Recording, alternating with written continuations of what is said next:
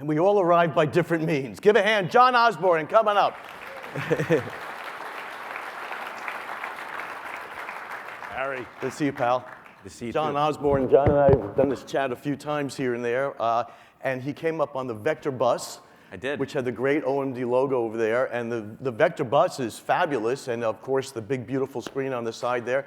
I have to run up 7th Avenue, get a bus. How'd you work that out? I have no idea, thanks to you. Oh, really? All right, Yeah. I'm still panting. Have a seat, John. All right. Thank you for joining us today. Good morning, everyone. Come on, how about a bigger morning? Morning, everyone. Good morning. Yeah, there we go. That's it. Everybody wake up.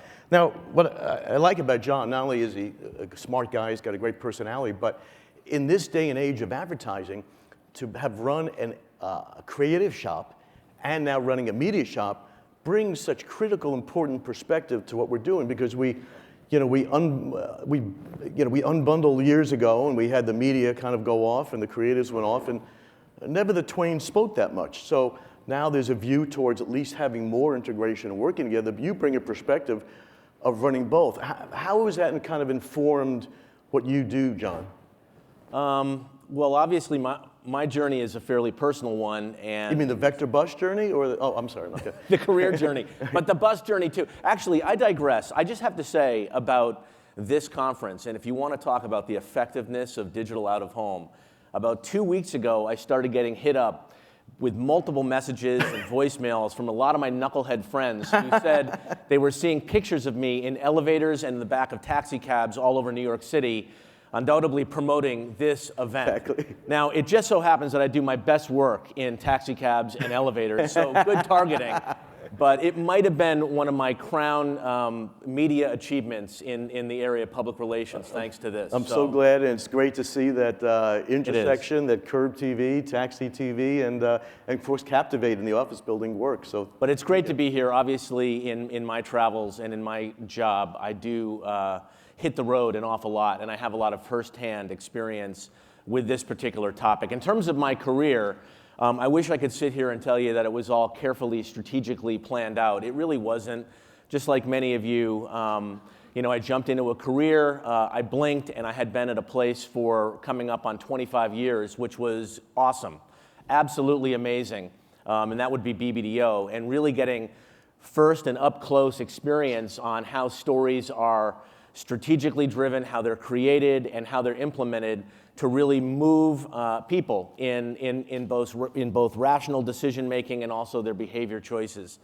An opportunity came up within our holding company, Omnicom, to move into the world of OMD, and I leapt forward, primarily because I think that more and more media is where the action is, and as a subsegment of media, there is nothing really more exciting and more powerful right here, right now, than what's going on in the digital space. And digital has had a huge impact, particularly in the area of out of home, as many of you all know. So to me, it made a lot of sense in terms of getting closer to the consumer, understanding the data, and then most importantly, how we can apply what we know and what we learn quickly to benefit the decisions that our clients are making on behalf of their business.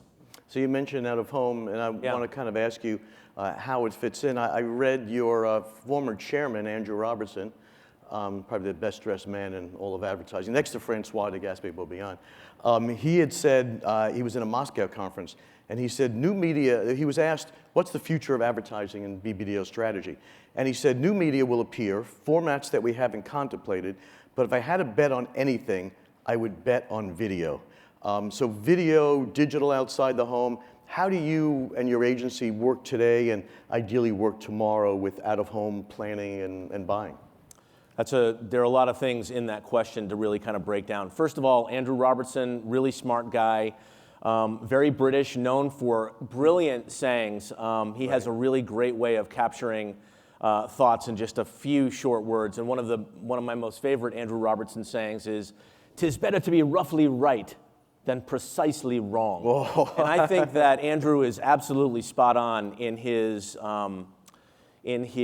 reference of the digital space, and in particular video, because video provides an amazing opportunity to tell an amazing story. And as we know, stories really move people. So I think that he captures it really, really well. In terms of how we're looking at this space, Couple of things. In the old world, it was fairly analog driven, and we didn't know what we didn't know. Now we know a lot more because a lot of the data streams are starting to come together a lot more effectively. And what that's done for us is we look at digital not really as a channel anymore. We look at it as a one video opportunity in the out-of-home space to upstream a lot of that earlier on in the process. I think many of you in the audience can probably remember sitting through endless presentations, and the media piece is sort of slugged at the end, and then within the media piece, it's like the out-home piece. It might make it to the meeting, it may not. The opportunities that are in front of us now really requires us to integrate a lot of the tactical planning earlier on in the process, right up there with the core comms planners and the strategists. So for us, bringing that ecosystem together a lot more completely and breaking down the silos that existed between different departments that were sort of set in cement, I think has really enabled us to fast forward our ability to meet the ever-evolving needs of our clients. That's great. So would your guidance then to out-of-home sellers be to engage with planners? Yeah, just talk to people. Get out of your safe space and ask questions and fight for it. If you wait for things to come to you, they probably won't. But if you're kind of a sleeves-up person and you love the full contact opportunities that exist in this space right now, then this is your time. It's go time for you. And that's what I see and feel a lot from the people that I'm fortunate to come to work and work alongside every day.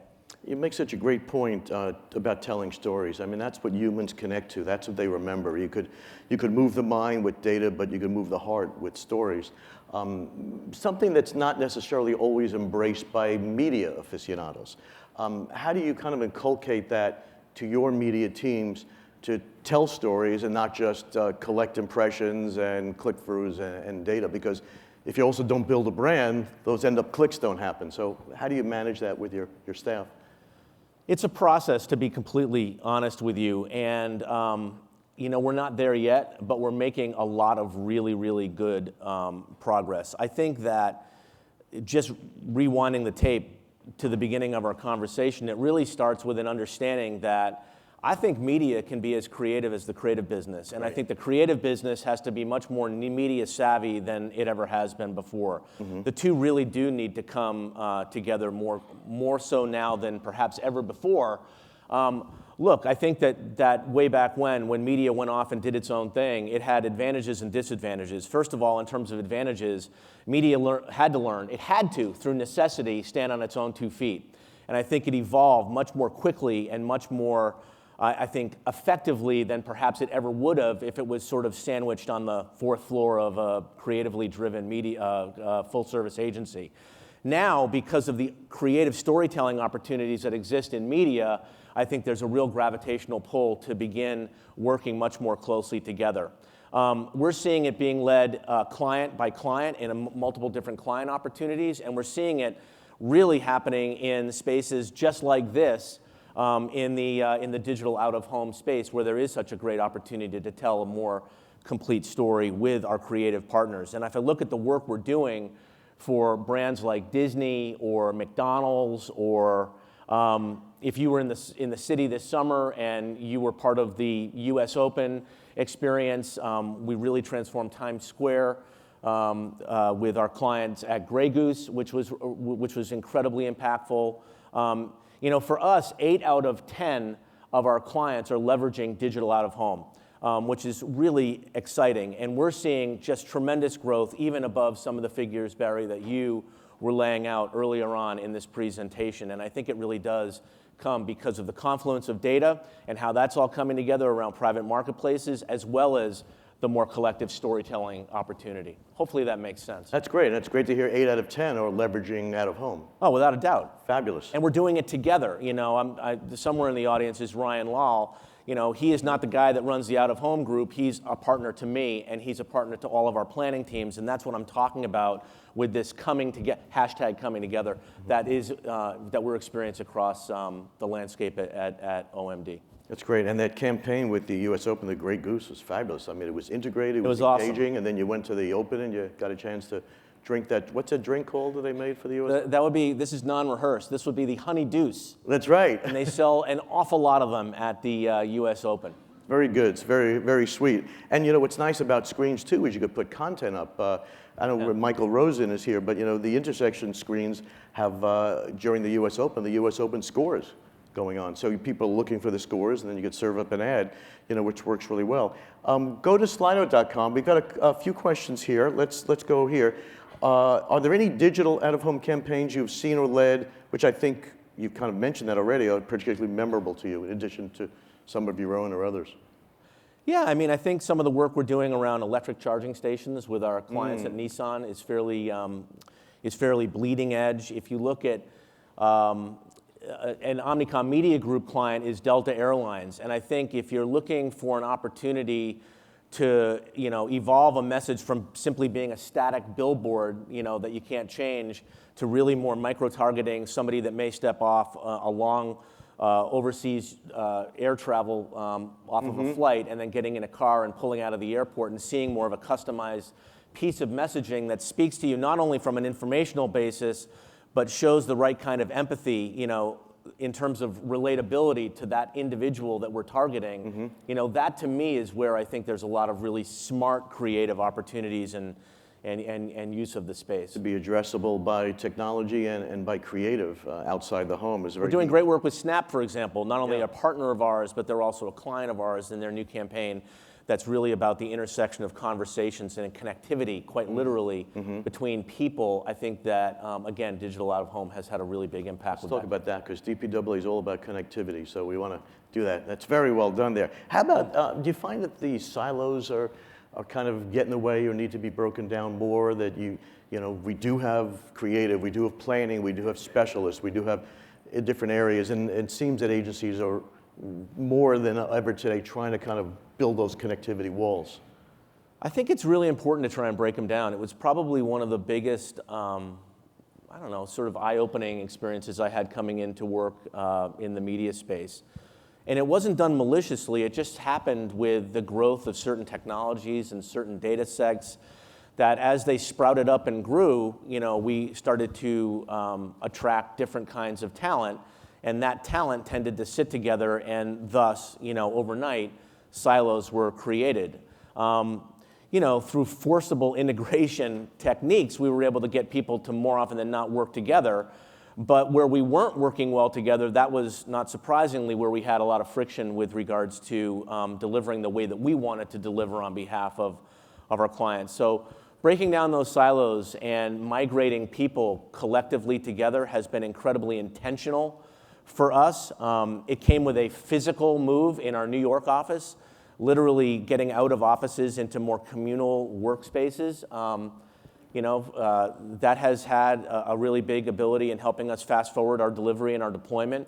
Everything we stand for as sort of an agency mantra is better decisions faster. So everything we're doing to try and create more efficiency, more transparency, more effectiveness, obviously, but speed and scale are two of the biggest things that we're grappling with and continue to press forward on from our standpoint. Speed is very key.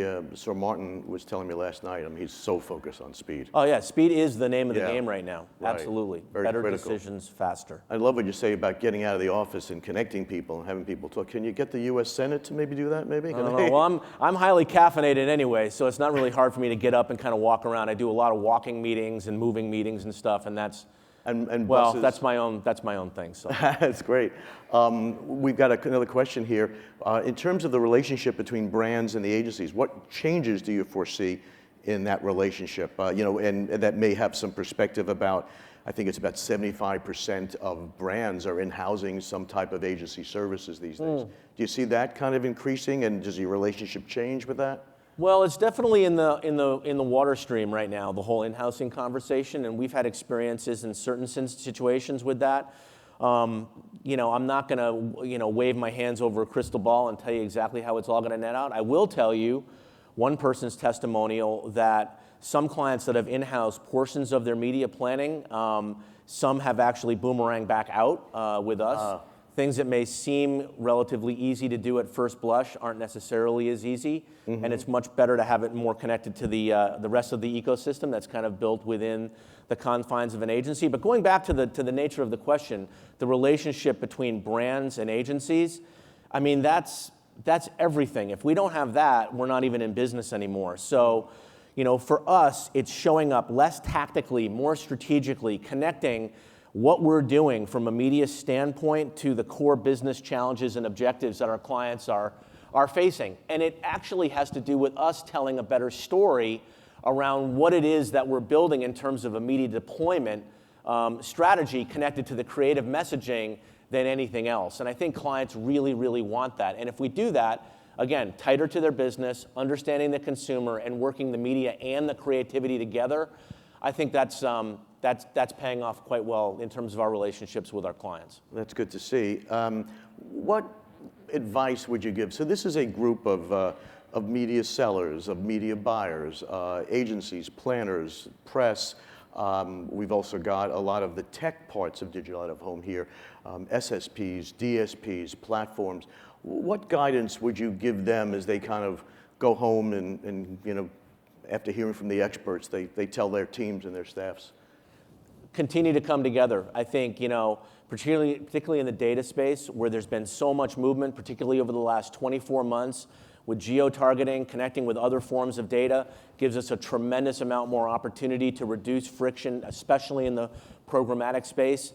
But that innovation, that evolution can't happen fast enough because that enables us to make those better decisions faster on behalf of our clients. So collaborate, partner, ask questions, contact us. The one thing we can't do, despite the fact that we try really, really hard, is read people's minds in terms of what clients are really thinking. We've got tools and best practices that enable us to get inside their heads to try and diagnose it. But we don't know what we don't know, as I said earlier, and you know, just roll up your sleeves and ask the right questions, and contact me if you need to. That's great. I think that covers some of the questions here. Let's thank John Osborn for some great guidance and advice. Thank you. Wonderful. John. Barry, I'll see you later. Wonderful.